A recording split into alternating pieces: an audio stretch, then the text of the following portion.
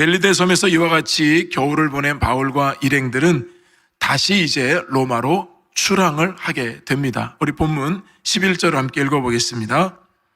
석 달 후에 우리가 그 섬에서 겨울을 난 알렉산드리아 배를 타고 떠나니 그 배의 머리 장식은 디오스 구로라. 첫 번째 우리에게 주시는 교훈은 악의 영향력을 막아주시는 은혜입니다. 바울과 일행들이 탔던 배는 이미 좌초가 되어서 바다 밑으로 가라앉았습니다. 그런데 놀랍게도 이 멜리데 섬에는 이 또 다른 알렉산드리아 배가 그곳에 정박하고 있었습니다. 이 알렉산드리아 배는 이집트에서 로마까지 곡물을 수송하는 수송배입니다. 아마도 이 지중해의 겨울을 이렇게 맞닥뜨리게 될 때는 배들이 급하게 항구에 정박을 했을 텐데, 놀랍게도 바울과 일행들이 탔던 배와 동일했던 알렉산드리아 배가 바로 멜리데 섬에 있었고, 그 배를 이용해서 바울과 일행들이 다시 같은 기종의 배를 타고 로마로 가고 있다는 것을 말씀하고 있습니다. 사실 여러분, 하나님의 이 돌보심이 얼마나 섬세한지 이미 바울과 일행들이 타고 갈 수 있는 배를 이미 그 멜리데 섬에도 준비하고 계셨던 하나님의 특별한 섭리를 우리는 볼 수 있습니다. 파손되어서 좌초된 배, 그러나 동일한 기종의 이 배가 멜리데 섬에 있었지만 다른 것이 있었습니다. 그것이 뭐냐면 누가는 그것을 명확하게 기록을 했습니다. 알렉산드리아 배인데 그 배의 전면에 디오스 구로라고 하는 형상을 새긴 배다, 이렇게 표현을 하고 있습니다. 디오스 구로가 누구를 뜻하냐면 헬라 신화에 나오는 인물입니다. 이 디오스 구로는 제우스 그리고 달의 여신이라고 하는 레다 사이에서 낳은 쌍둥이 아들을 뜻합니다. 그래서 이 쌍둥이 아들의 첫 번째 이름은 카스토르이고 둘째 아들은 폴룩스입니다. 첫 번째 아들은 바로 바다를 주관하는 신으로 여겼고 두 번째 아들은 땅을 주관하는 신으로 여겼습니다. 즉 이 디오스 구로는 이와 같이 제우스와 레다 사이에서 태어난 쌍둥이로 바다와 땅을 주관하는 신, 그 신의 모형을 뱃머리에 새겨두었고 그것이 디오스 구로라고 누가는 말하고 있습니다.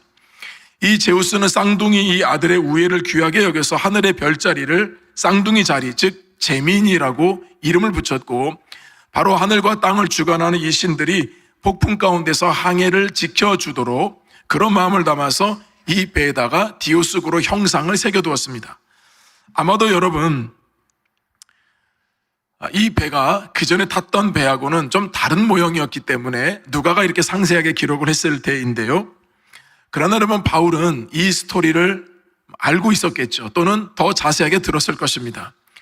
이 타고 갈 배가 이와 같은 형상을 담고 있고 사람들은 그것을 믿고 이 배에 승선하고 있기 때문에 바울은 여러분 이 배를 타면서도 거절하지 않았습니다. 아마도 저는 그런 생각이 되더라고요. 바울이 이 배를 탔을 때에 아마도 콧웃음을 치지 않았을까, 그런 생각이 들었습니다. 왜냐하면 배 항해와 배 안의 사람들의 생명을 지켜주시는 것은 그들이 믿고 있는 제우스나 디오스 구로가 아니라 전능하신 하나님이시기 때문입니다.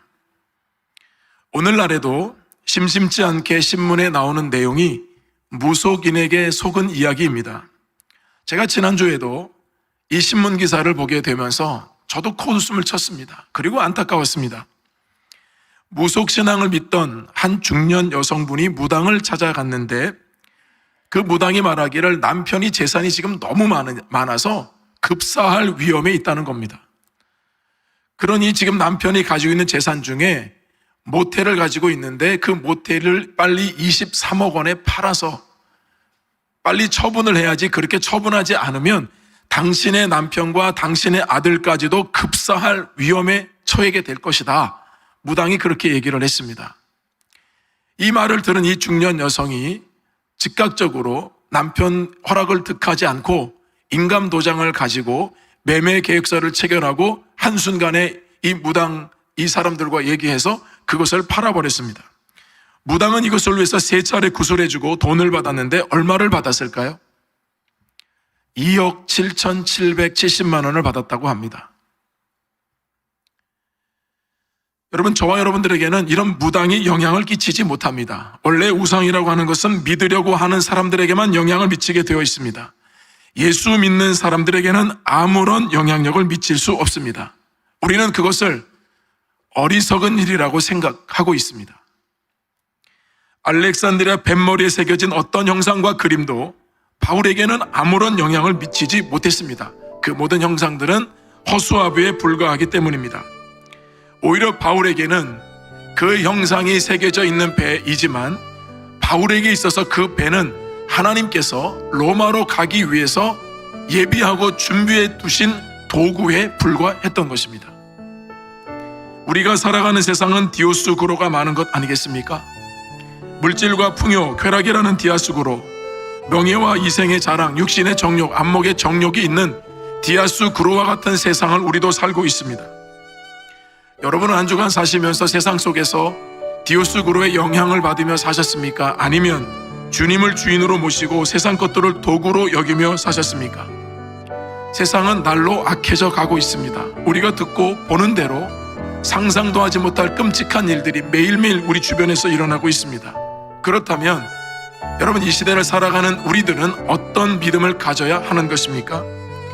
세상은 점점 악해져 가고, 그렇다면 세상의 악이 여러분 계속해서 이렇게 확장되고 있다고 한다면 이 시대를 살아가는 우리들 또한도 더 큰 믿음으로 이 세상을 감당해야 되지 않겠습니까? 악은 점점 분량이 커져가는데 우리의 믿음이 약해진다고 한다면 결코 세상을 이길 수 없는 것입니다.